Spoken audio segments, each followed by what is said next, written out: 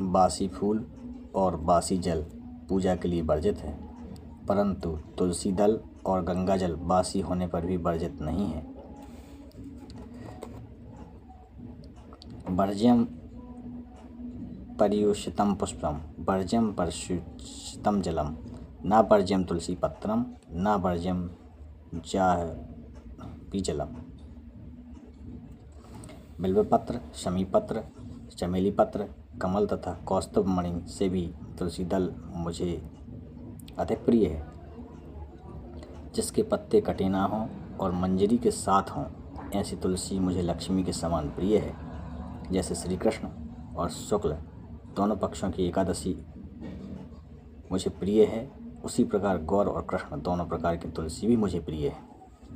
कौस्तुभ आदि असंख्य रत्न तभी तक गरजते हैं जब तक कि श्यामा तुलसी की श्याम मंजरी नहीं मिल जाती। जो मेरी पूजा के लिए मांगने वालों को तुलसी दल देते हैं तथा अन्य भक्तों को भी तुलसी दल अर्पण करते हैं, वे मेरे अविनाशी धाम को जाते हैं। जो काले अगुर के बने हुए धूप से और मंदिर को सुवासित करता है, वह वैष्णव नरक समुद्र से मुक्त हो जाता है। गुलगुल में भैंस का घी और शक्कर मिलाकर जो मुझे धूप देता है, उसी अभिलाषा को मैं पूर्ण करता हूँ। अगुरु का धूप देह और गेह दोनों को पवित्र करता है। राल का बना हुआ धूप यक्षों और राक्षसों का नाश करता है। चमेली का फूल इलायची, गुलगुल, हर्रे, कूट, राल, गुड़, छरीला और बजनखी नामक गंध द्रव्य, इनके साथ धूप का संयोग होने से इन सबको दशांग धूप कहते हैं। यदि मेरे अत्यंत प्रिय मार्गशीर्ष मास में कोई मनुष्य दशांग धूप देता है तो मैं उसे अत्यंत दुर्लभ मनोरथ, बल, पुष्टि, स्त्री, पुत्र और भक्ति दे देता हूँ। अनेक बत्तियों से युक्त और घी से भरे हुए दीप को जलाकर जो मनुष्य मेरी आरती उतारता है, वह कोटि कल्पों तक स्वर्ग में निवास करता है। जो अगहन के महीने में मेरे आगे होती हुई आरती का दर्शन करता है, वह अंत में परम पद को प्राप्त होता है। जो मेरे आगे भक्तिपूर्वक कपूर की आरती करता है, वह मुझ अनंत में प्रवेश कर जाता है। जो मंत्रहीन और क्रियाहीन मेरा पूजन किया जाता है, वह मेरी आरती कर देने पर सर्वथा परिपूर्ण हो जाता है। जो मार्गशीर्ष मास में कपूर से दीपक जलाकर मुझे अर्पण करता है, वह अश्वमेध यज्ञ का फल पाता है, अपने कुल का उद्धार कर देता है। अब मैं मार्गशीर्ष मास में स्तुति पाठ, मंत्र जप, साष्टांग प्रणाम तथा दामोदर मंत्र के जाप का महत्व बतलाता हूँ, जो स्कंद पुराण के 449वें पेज से शुरू होता है। श्री भगवान कहते हैं, तदंतर नैवेद्य का भोग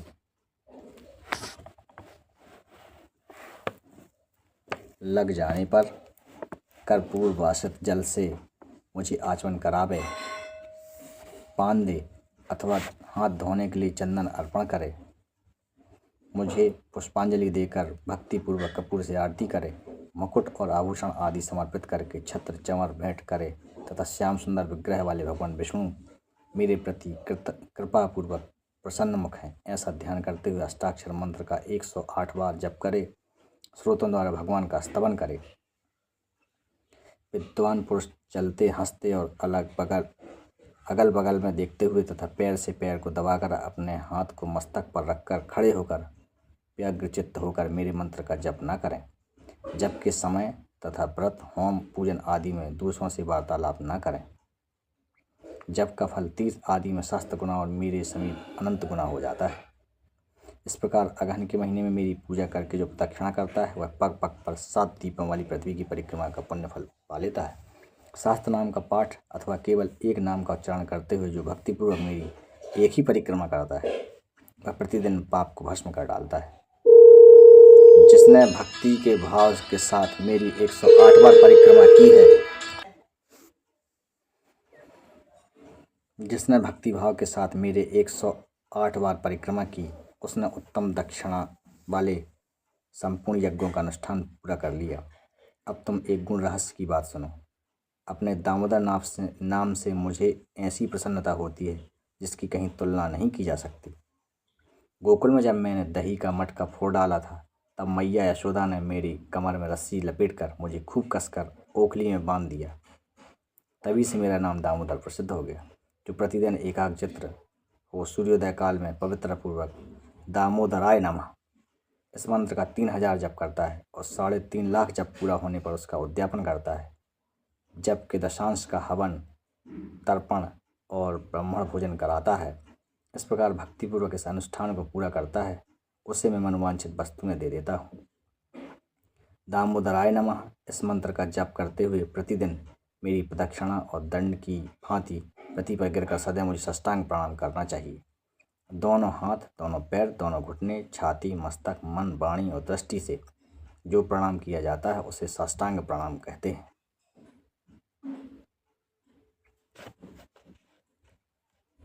पवद्याकराभ्याम जानु मुरासाह शेषा तथा मनसावश्या दृष्टया प्रणामो अष्टांग उच्यते। अपने मस्तक को मेरे चरणों पर रखकर दोनों भुजाओं को परस्पर मिला दें।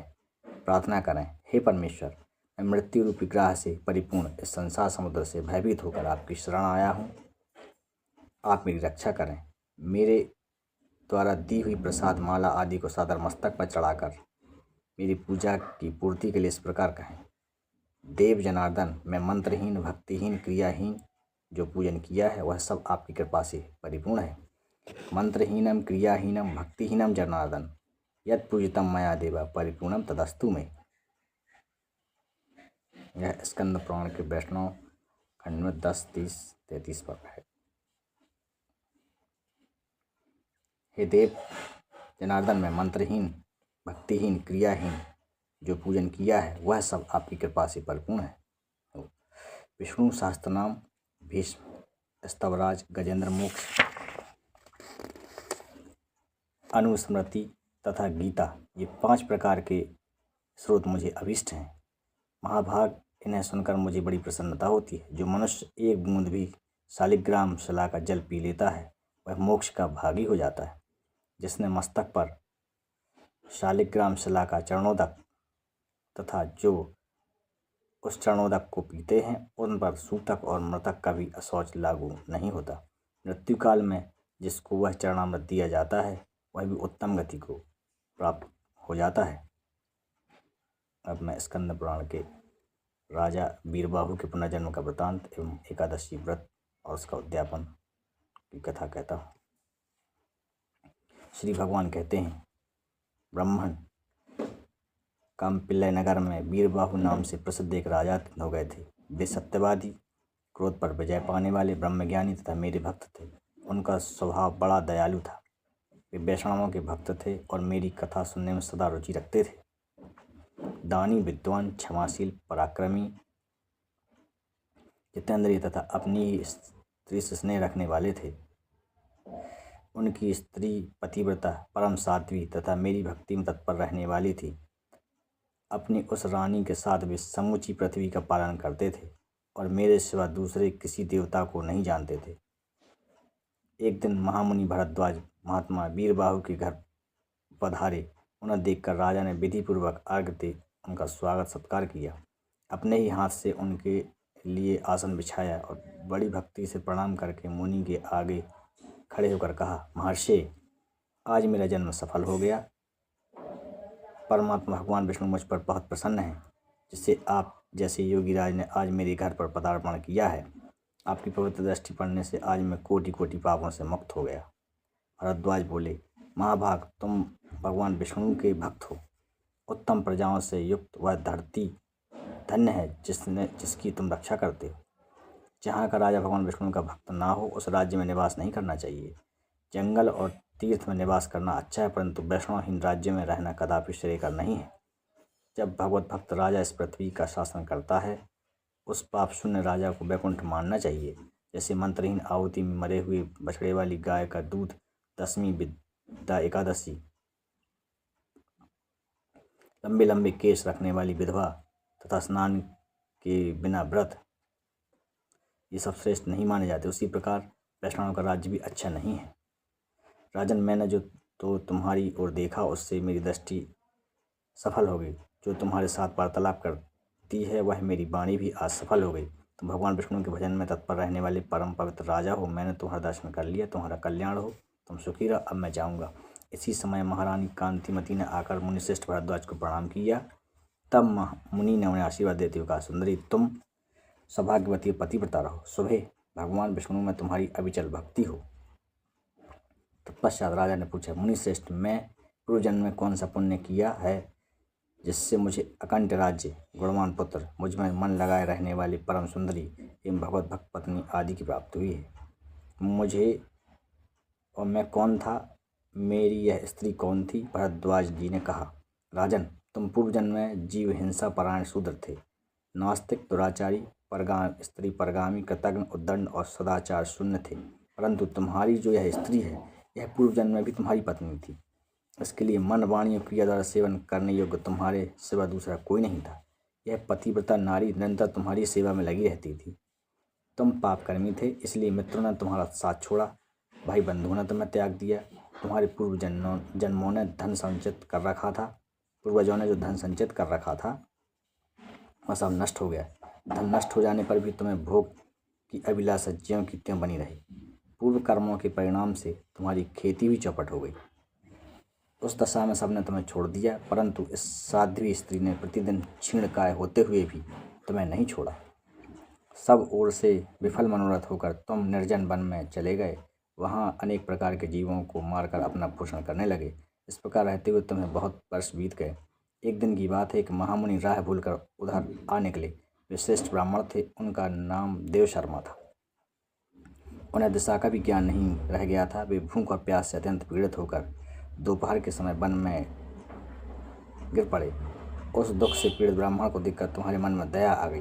वे बूढ़े थे, तुमसे अपरिचित भी थे, तो भी तुम्हें उनका हाथ पकड़कर उठाया और कहा, महर्षि तुम कृपा करके मेरे आश्रम चलो। वहाँ जल से भरा हुआ सरोवर है जो कमल के समुदाय से भी सदा सुशोभित रहता है। वह आश्रम सुंदर फल फूलों वाले मनोहर वृक्षों से घिरा हुआ है।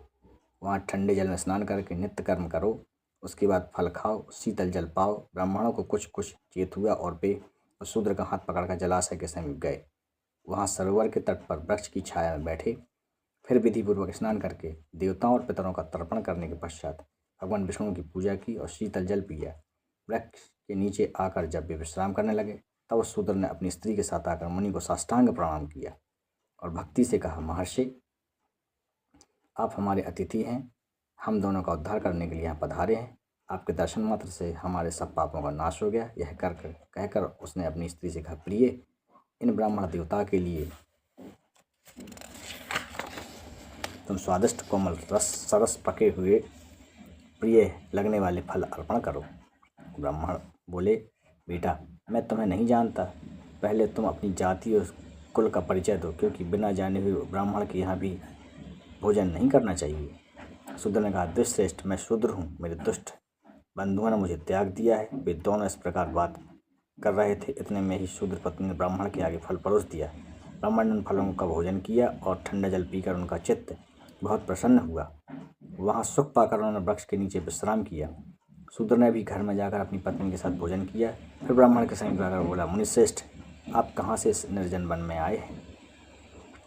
ब्राह्मण ने उत्तर दिया, महाभाग मैं ब्राह्मण हूँ, प्रयाग जाना चाहता हूँ, अपरिचित मार्ग से चलकर इस भयंकर वन में आ गया हूँ। तुमने आज मुझे जीवन दिया है, बोलो मैं तुम्हारा क्या उपकार करूँ? शूद्र बोला, राजा भीम से सुरक्षित विदर्भ नगरी मेरा निवास स्थान है। मैं महाराष्ट्र प्रांत का रहने वाला हूँ। मेरी जाति शूद्र है, मैं सदा पापों में ही लगा रहा। अब वर्ण धर्म को मैंने छोड़ दिया, फिर बंधुओं ने मुझे त्याग दिया। मैं इस वन में चला गया, यहाँ प्रतिदिन जीव हिंसा करके अपनी स्त्री के साथ जीवन निर्वाह करता हूँ। महामुनि अब इस पातक से मुझे अत्यंत खेद और वैराग्य हो गया है।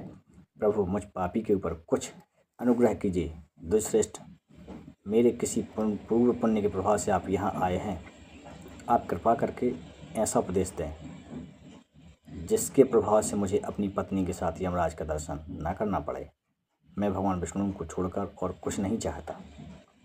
देव शर्मा ने कहा, शूद्र सहसा तुम्हारे मन में भगवान विष्णु के ऊपर जो ऐसी पूर्ण श्रद्धा बुद्धि हुई है, इससे तुम तीर्थ व्रत के बिना ही करोड़ों पापों से मुक्त हो गए हो। आतिथ्य सत्कार और भक्ति से तुम्हें भगवान विष्णु का पद प्राप्त हुआ है। यह कहकर देव शर्मा ब्राह्मण तीर्थराज प्रयाग को चले गए। राजन, तुमने जो कुछ पूछा था वह सब कुछ मैंने तुमसे कह सुनाया। राजा बोले, ब्राह्मण, संपूर्ण एकादशी की उत्तम विधि का उपदेश कीजिए जिससे भगवान विष्णु की प्रसन्नता प्राप्त हो। ऋषि ने कहा, नरश्रेष्ठ, मार्गशीर्ष आदि महीने में सभी द्वादशी तिथियों को कल्याणमय अखंड एकादशी व्रत का पालन करना चाहिए। दशमी को नक्त व्रत करें, एकादशी को दिन में और रात्रि में उपवास करें, द्वादशी के पारण के रूप में केवल एक बार भोजन करें। इसे अखंडा एकादशी कहते हैं। दिन के 8वें भाग में जब सूर्य की ज्योति मंद हो गई हो, उसी समय को नक्त जानना चाहिए। उसी में किए हुए भोजन को नक व्रत कहते हैं। रात्रि भोजन करने का नाम नक व्रत नहीं है। कांस्य के बर्तन में भोजन, उड़द, मसूर, चना, कोदो, साग, शहद, दूसरे का अन्न, दुआ भोजन और मैथुन, इन 10 वस्तुओं को विष्णु भक्त मनुष्य दशमी को त्याग दे। बार बार जलपान, हिंसा, अपवित्रता, असत्य भाषण, पान चबाना, दांतन करना, दिन में सोना, मैथुन सेवा, जुआ खेलना, रात्रि में सोना, पतित मनुष्यों को वार्तालाप करना, विष्णु भक्त पुरुष इन 11 बातों का एकादशी के दिन त्याग दे। एकादशी को भगवान से प्रार्थना करे कि हे केशव, आज आपकी प्रसन्नता के लिए मेरे द्वारा दिन और रात में संयम नियम का पालन हो। मेरी सोई हुई इंद्रियों के द्वारा यदि स्वप्न में भी कोई विकलता हो, भोजन या मैथुन की क्रिया हो जाए, दांतों के अंदर यदि पहले से अन्न सटा हुआ हो, तो हे पुरुषोत्तम, इन सब बातों को क्षमा कीजिए। पापों से उपवृत होकर जो गुणों के साथ वास किया जाए उसी को समझना चाहिए उपवास। शरीर को सुखा डालने का नाम उपवास नहीं है। पहले कहीं हुई 10 बातें तथा पराया अन्न, शहद और शरीर में तेल मलना आदि कार्य द्वादशी के दिन विष्णु भक्त पुरुष न करें। फिर द्वादशी आने पर भगवान से इस प्रकार प्रार्थना करें, हे भगवान गरुड़ध्वज, आप सब पापों का नाश करने वाले हैं। इस पुण्यमयी पवित्र द्वादशी तिथि को मेरे लिए प्राप्त हुई है, इसे मैं पारण करूंगा, आप प्रसन्न होइएगा। तदनंतर ब्राह्मणों को भोजन कराकर स्वयं भोजन करें। इस विधि से जब तक वर्ष की समाप्ति हो तब तक विद्वान पुरुष एकादशी व्रत करता है। वर्ष पूरा होने पर उसका उद्यापन करें। मार्गशीर्ष मास के शुक्ल पक्ष में एकादशी का उद्यापन किया जाता है। उसमें विधि के जानने वाले 12 ब्राह्मणों को आमंत्रित करके 13वें विधि यज्ञ आचार्य को पत्नी सहित आमंत्रित करें। यजमान स्नान करके पवित्र हो, श्राद्ध एवं संयम पूर्वक पाद्य, अर्घ और वस्त्र आदि सामग्रियों से आचार्य आदि का पूजन करें। तत्पश्चात आचार्य उत्तम रंग से चक्र कमल संयुक्त सर्वतोभद्र मंडल बनावें। उस मंडल को श्वेत वस्त्र से अवेष्टित करें। फिर पंच पल्लव और पंचरत्न से युक्त कपूर और अगुर से सुगंध वासित जलपूर्ण कलश को लाल कपड़े से वेष्टित करके उसके ऊपर तांबे का पूर्ण पात्र रखें। साथ ही उस कलश को फूलों की मालाओं से भी अवेष्टित करें। उसके सर्वतोभद्र मंडल के ऊपर स्थापित कर दें। कलश के ऊपर भगवान श्री लक्ष्मी नारायण की स्थापना करें। तदनंतर सर्वतोभद्र मंडल में 12 मासों के अधिपतियों की स्थापना करके अखंड व्रत की पूर्ति के लिए उनका पूजन करना चाहिए। मंडल से पूर्व भाग में शुभ संख की स्थापना करते हुए कहें, हे पांचजन्य, तुम पहले समुद्र से उत्पन्न हुए, फिर भगवान विष्णु ने तुम्हें अपने हाथों में धारण किया, संपूर्ण देवताओं ने तुम्हारे रूप को संभाला है, तुम्हें नमस्कार है। सर्वतो मंडल से उत्तर दिशा में हवन के लिए वेदी बनावे। सर्व संकल्प पूर्वक वेदों विष्णु संबंधी मंत्रों से हवन करें। फिर भगवान विष्णु की प्रतिमा का स्थापन पुरुष सूक्त इन पौराणिक शुभ मंत्रों से उसका पूजन करें। नैवेद्य चढ़ावें, धूप दीप आदि उपहार भेंट करके आरती उतारें। फिर यक्ष, कंदर, कपूर, अगूर, कस्तूरी और कंकोल बनाए हुए अंगुलीप से पूजा करके परिक्रमा करें। ब्राह्मणों से स्वास्थ्य वाचन कराकर नमस्कार करें। उसके बाद ब्राह्मणों को आचार आदि क्रम से वैदिक मंत्रों का जप करना चाहिए। जप के लिए पवन सूक्त, मंडल ब्राह्मण, मधुपातारते इत्यादि 3 मंत्र, तेजोसी शुक्रजम, वाचम ब्रह्म साम, पवित्र बंतम सूर्यस तथा विष्णु महर्षि इत्यादि वैदिक संहतियुक्त मंत्र श्रेष्ठ माने गए। जब के अंत में भगवान विष्णु का कलश के ऊपर स्थापन करना चाहिए। सवेरे दिन निकलने पर नीचे लिखे हुए क्रम से हवन करें। यज्ञ क्रिया परायण पुरुष पहले पात्र स्थापन करके विधि पूर्वक पूजा करने के पश्चात स्तुति करें। उसके बाद अपनी शाखा गृह सूत्र में बताई हुई विधि के अनुसार चारु पूर्वक मंत्र से चारु की 16 आहुतियाँ दें तथा घृतयुक्त पायस द्वारा 4 बार श्रेष्ठ आहुति प्रदान करें। उसके बाद प्रदेश मात्र अंगूठे से लेकर तर्जनी तक की लंबी 100 पलाश की समिधाएँ लेकर उन्हें घी में डुबोएं। इदम विष्णु विचिक्रमे इत्यादि मंत्रों से कर्म की सिद्धि के लिए उनका हवन करें। समिधाओं की 100 आहुति देने के बाद तिल की 200 आहुतियाँ दें। इस प्रकार वैष्णव होम करके महायज्ञ प्रारंभ करें। उसमें भी क्रमशः समिधा होम, चारु होम, तिल होम करने चाहिए। तत्पश्चात स्वास्तिक वाचन करा कर पूजन करें। फिर पितृजों को दक्षिणा दें। भगवान की प्रसन्नता के लिए ब्राह्मण को एक दूध देने वाली गौ, सुंदर बैल, तदनंतर ब्राह्मणों को 13 पद दान करें। सपत्नीक आचार्य को वस्त्रों से संतुष्ट करें और धन सहित महादान दें। पारण कर लेने पर रात को ब्राह्मणों को जल से भरे हुए वस्त्र वेष्टित 25 कलश दान दें। अपनी शक्ति के अनुसार व्रत का उद्यापन करें। करने के पश्चात अन्य एकादशी का वर्णन किया गया है।